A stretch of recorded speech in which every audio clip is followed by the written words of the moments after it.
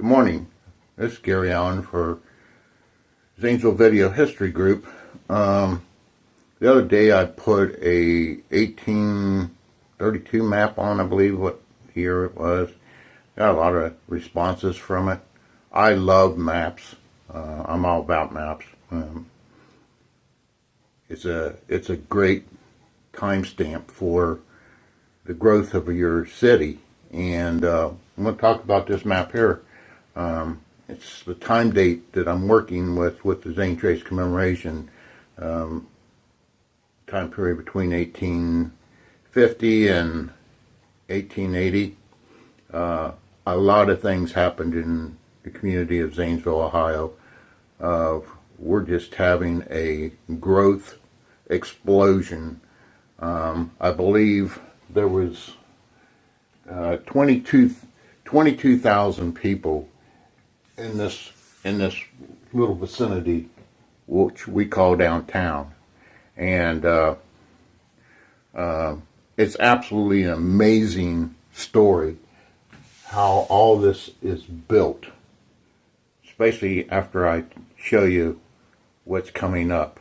And just hold on, I have a different map I want to show you that I have been wanting to talk about for a good while, and I have some free time right now. My internet's down because of the storm, and I don't want to waste my time, so I thought I'd make an educational video to back up some of the stuff I've been talking about and sharing. So hold on for just a second. We'll be right back with this new map. So we're going to talk about this map here, and this is what Zanesville looked like when the Zanes, Jonathan Zane, McIntyre, and the whole team came into what became Zanesville. And we're going to talk about this. I want to share something. I may make some people upset. Please don't get upset. It's just my personal opinion, okay? I've done a lot of research on it, and from what I have found, and many other guys feel the same way I do. I know a lot of people in Zanesville have been persuaded to think that Colonel Zane Ebenezer actually was on the Zane Trace. I don't believe so. That's my personal opinion. I'm allowed to have my opinion. My personal opinion, he did not, because there was too many things that had to go on. And when you learn the story, especially when you follow Thomas Lewis, who I take all my history from, and you can look him up. They got books at the library. They didn't write any of this stuff down, okay?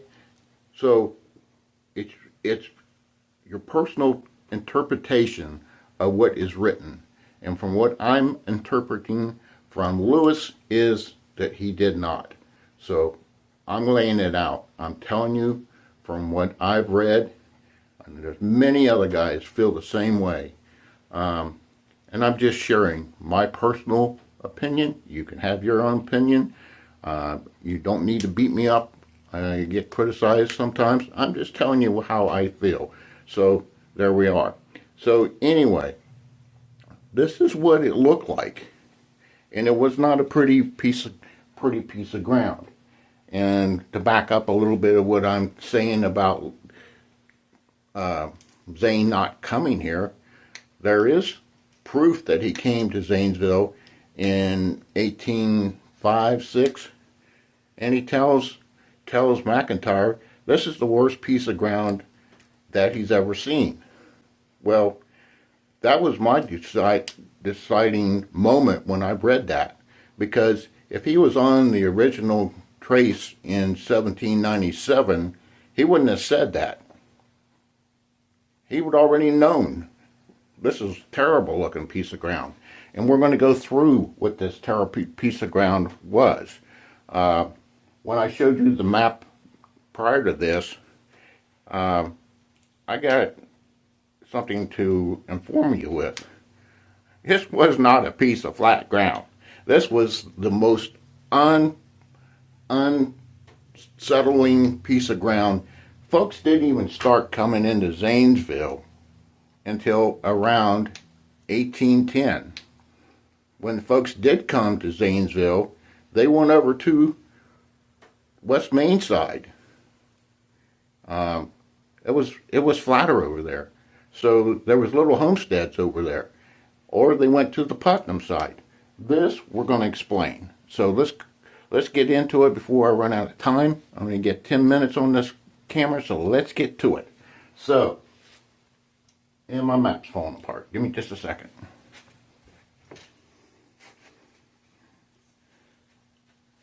I had this in the storage and I couldn't find it, and I found it, and I wanted to get on this before I forgot where it was. Okay, so the Muskingum River is right here. That's the river, and it's coming down around. Okay, these banks along the Muskingum were anywhere from 35 to 45 feet high. The rest of this in here is a cavity. This is a peninsula, basically, with high walls. Where Secret's Auditorium is, where the parking lot, where there used to be the Big Bear, was this big hill. It was 45 foot tall. There was a creek that came on the back side of it. This is where the B&O Railroad Yard was. They had to fill all this out. They had to fill it in and cut this hill down. There's another creek that went between 3rd Street and 4th Street, went into the river. This is the big one. North Street, when you see a map that shows North Street is Shinnick Avenue, or Shinnick Street. So we got Shinnick, we got 5th Street, and we got 6th Street. This was a sizable creek. You might as well say it's about the size of what Big Salt Creek is today. It was that big.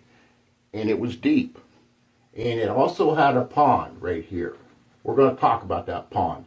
But in between those two streets, 5th and 6th, is an alley.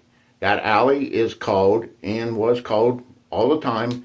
Back then, those folks back then in this time period, in the 1800s, the alleys were as important as the streets were. Main, 5th, 6th, 7th. The alleys were, there was no difference. People used the alleys back then, and they all had names.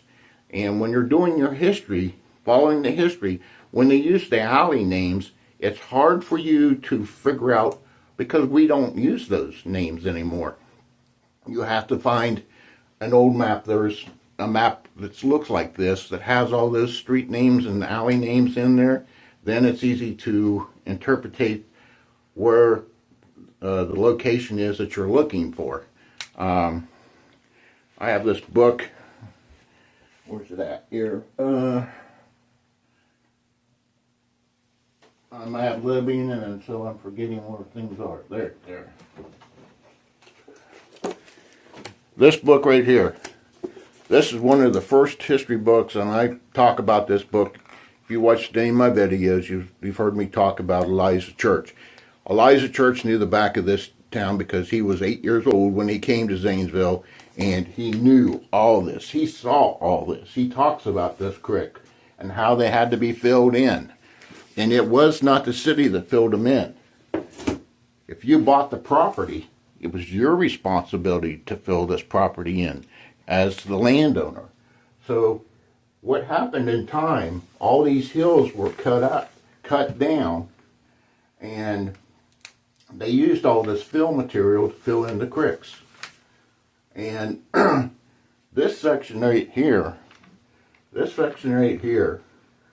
between, it's called on the map, the big ditch, and there was a big ditch. This ditch was 16 foot deep. They said you could take a covered wagon through this thing and you could not see the canopy. Now that is a deep ditch. And it went all the way down over where Marietta Street is, and went clear up to where St. Nick Church is. So, back when, I can't remember, it's been about probably 20 years ago. If people remember, they did a sewer project between 6th and up through there, 8th Street, and it took forever. People complained and how long it took. There's a reason why it took so long. When these guys in the city work on these streets, they have no idea what they're working for.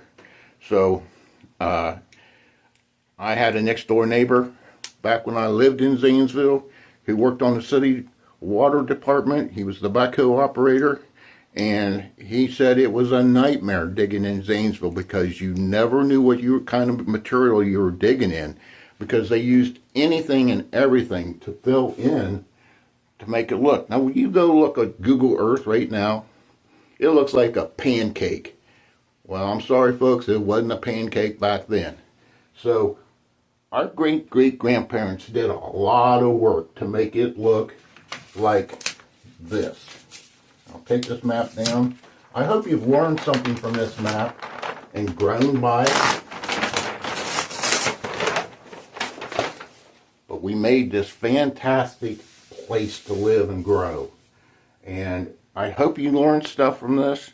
Real quickly, after I get done with the commemoration, we're going to really work hard to get a YouTube channel. I've been trying to do it for a year. I'm not a tech savvy guy, and I got some guys that are going to try to help me. But the new YouTube channel I want to try to do, so I can do weekly educational pieces. I love doing this stuff for you guys. It's so exciting to do Zanesville history. I've learned so much in the last few years. I never thought I'd do this stuff. But the new group will be called City Chronicles, and we're going to do stories like this to educate you on what this. It's a great community, and we got to get behind it. We have so much history to share, and our grandkids and children do not understand what it was like to come from the old country and make and develop a fantastic area like this. I know we've had some hard times in the last 60 or 70 years, but every community has. So you just got to suck it up and move on. There's a lot of things going on in the community of Zanesville right now, and you got to get behind it. So anyway, I'm going to end this video. I hope you find it educational and follow along. I've had a hard time in the last year or so with my Facebook page. I got hacked really bad, and I wasn't able to put content on like I was. And so I'm trying to get all this taken care of so we can get back into doing these kind of educational pieces. So I hope you follow along. I hope you find it educational, and let's all get along and make this a better place. So I'm signing off. Thanks so much. Thank you. Bye.